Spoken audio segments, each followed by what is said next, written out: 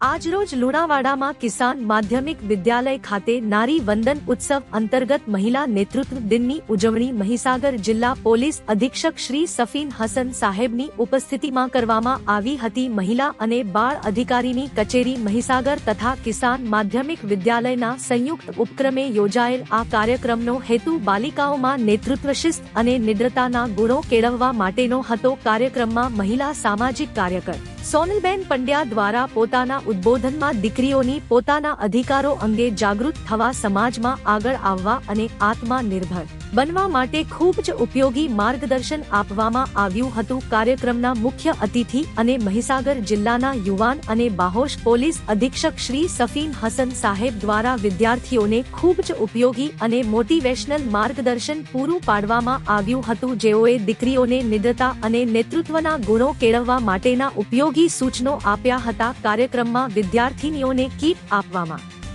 આવી હતી અને શાળામાં જાહેર પરીક્ષાઓમાં ઉત્કૃષ્ટ સિદ્ધિ મેળવનાર વિદ્યાર્થીનીઓનું સન્માન કરવામાં આવ્યું હતું। Burhan Sibay Neat 24 news Lunawada. પૂરા સમાચાર જોવા માટે નીટ 24 ન્યૂઝને સબસ્ક્રાઇબ કરો।